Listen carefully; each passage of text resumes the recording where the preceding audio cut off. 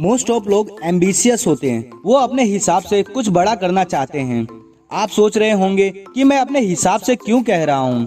अपने हिसाब से मतलब हर किसी के सोचने का तरीका अलग होता है, उसका इंटरेस्ट, बैकग्राउंड और उसकी परिस्थितियाँ अलग होती हैं और इन सभी चीजों पर डिपेंड करता है कि किसके लिए कौन सा काम बड़ा या छोटा है। फॉर एग्जाम्पल, जैसे कोई पिछड़ा आदिवासी गाँव है जहाँ अधिकतर लोग निरक्षर हैं, तो वहाँ रहने वाले लड़के के लिए हाई स्कूल पास कर लेना एक बहुत ही बड़ी अचीवमेंट हो सकती है। तो वहीं डॉक्टर्स या इंजीनियर्स की फैमिली से बिलोंग करने वाले लड़के के लिए ऑक्सफोर्ड यूनिवर्सिटी से ग्रेजुएशन करना एक बड़ी बात हो सकती है।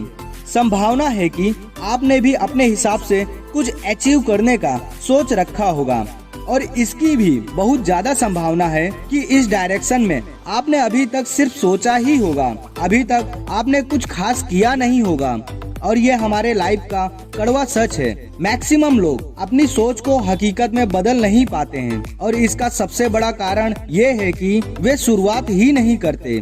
दोस्तों, कुछ बड़ा कैसे किया जाता है? क्या आपने कभी सोचा है? क्या ये एक झटके में हो जाता है? क्या कोई जादुई छड़ी होती है जिसको घुमाते ही मनचाही चीज मिल जाती है? या चिराग में बंद कोई अलादीन होता है जो हमसे पूछता है क्या हुक्म मेरे आका और हमारी सारी ख्वाहिशें पूरी कर देता है? नहीं फ्रेंड्स, ऐसा कुछ भी नहीं होता है। हमें खुद ही अपने सपनों को पूरा करना होता है, मेहनत करनी होती है, संघर्ष करना होता है, असफलता के अंधकार को सफलता की रोशनी से मिटाना होता है और ये काम धीरे धीरे होता है, रोज थोड़ा थोड़ा। कई बार हम बस इसलिए अपना कोई एफर्ट नहीं डालते क्योंकि हमें लगता है बस इतने से क्या होगा, आज छोड़कर कल कर लेंगे। पर दोस्तों, ये सोच गलत है। ये वही कल है जो कभी आता ही नहीं है। हमें थोड़े थोड़े की पावर को समझना होगा।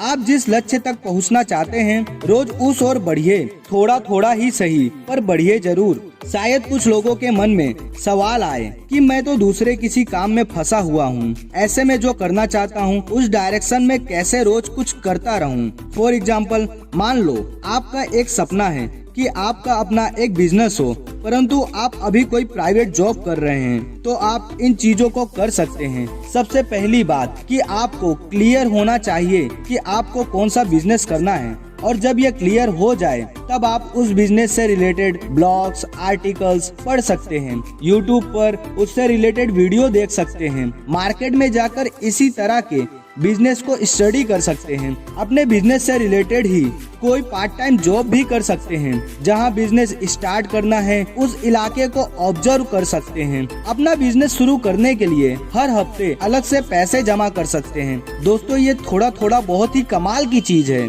इससे घबराए नहीं। आपने आज बस थोड़ा ही किया, बल्कि खुश हो कि आज आपने थोड़ा तो किया है, क्योंकि थोड़ा थोड़ा करके ही दुनिया की सबसे बड़ी मूर्ति स्टैच्यू ऑफ यूनिटी बन गई।